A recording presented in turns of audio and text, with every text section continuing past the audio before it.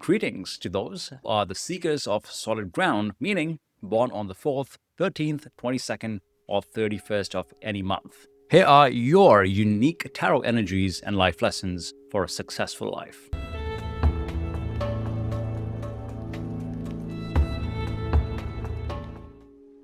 Hi, this is Sahil Sharma, your Tarot-Astro Coach and Conscious Empowerment Partner. If you were born on the 4th, 13th, 22nd, or 31st, you likely value a lot of stability in life, structure, a sense of order. And today, we are delving into an important life trap related to these and several opportunities with the wisdom of tarot. For those whose life journey began on the 4th or 31st, you carry the energies of the Emperor. That resonates very strongly. And this is not just about structure, really. It embodies the need for order, a lot of authority, and established systems. That's the way you work. That's your way of life.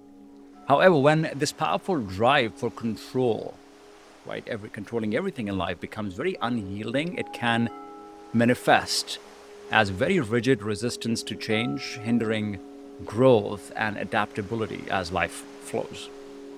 And then those who are born on the 13th, you carry the energy in addition or in conjunction with the Emperor's energy with the Death card. Now, death may seem very scary as the name sounds like, but what is it really about? It's not about literal death.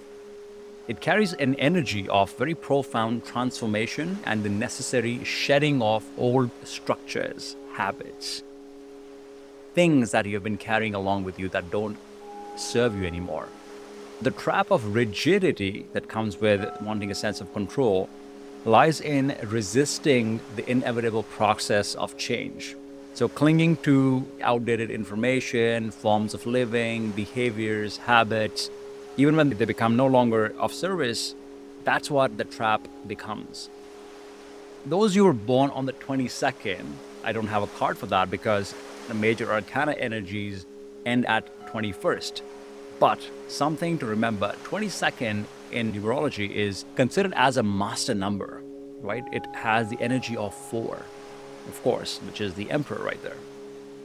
Also amplifying further the desire for building and mastery, often on a very grand scale. Imagine the energy of Emperor is doubling up. However, the potential for rigidity also increases with that, right? So there could be an additional sense of inflexibility, inability to adapt to changes, unforeseen circumstances, or simply newer perspectives, if you will. The invitation here is to build with a foundation of adaptability. That should be a part of the plan, right? Or the attitude towards life. Considering this, I'll give you some examples, like the 4th and 31st born people. Please be honest with yourself there. You may have this tendency to find comfort in routines, established ways of working or doing things, resisting any new opportunities, even when they offer greater efficiency or even happiness or joy.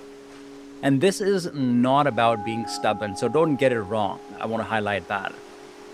It's the Emperor's desire for stability and predictability of his kingdom or her kingdom, if you will. Especially those who are born on the 13th might cling to the old beliefs and patterns long after they have become very detrimental for them, because there is a deep-seated fear of the discomfort that change will bring for them through the influence of the Death card. This is about the natural human tendency of avoiding the unknown.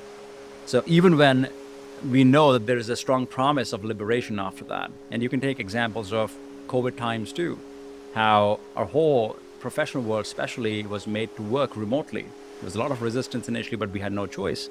And we made it happen successfully. It had a great positive impact as well. And those who are born on the 22nd might become so attached to their grand vision, because remember, Emperor is also visionary, so amplified twice. Their grand vision becomes very important. They so much struggle to pivot when life presents any unexpected obstacles or shifts of paths.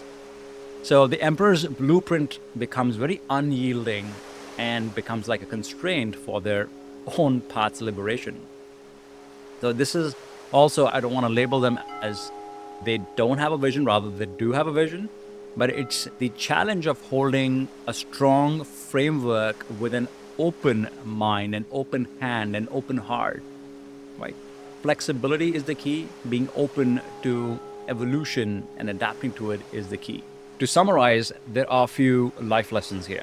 Number one is embracing the impermanence that the death card brings.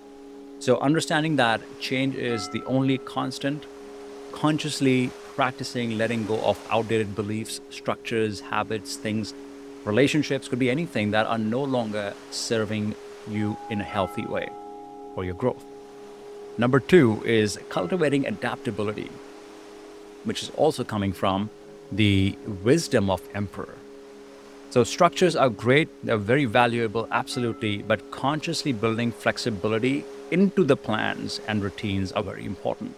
So being open to new approaches, trying new things, experimenting with an open heart and open mind, being open to new perspectives is very important.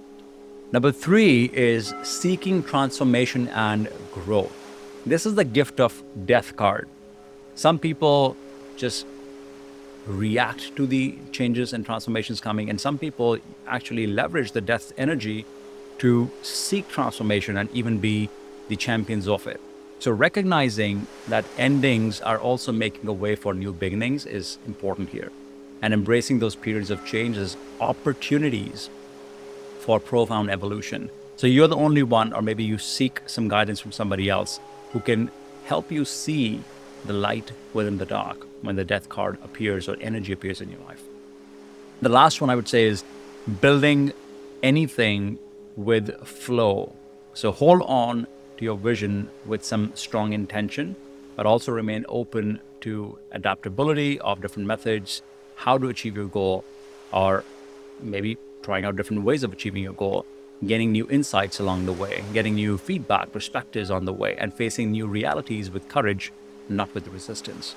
All right, so if you recognize any of these tendencies that we talked about, if you're born on 4th, 13th, 22nd, or 31st, understand that your role is to have the desires for stability and see it as strength, but also keep it balanced with the wisdom that requires a flow and adaptability and flexibility towards life. Reflect on these insights, and if you like these insights, give a thumbs up, comment, subscribe for more tarot, astrology, and conscious living content. And do check out the other videos as well. Take care for now.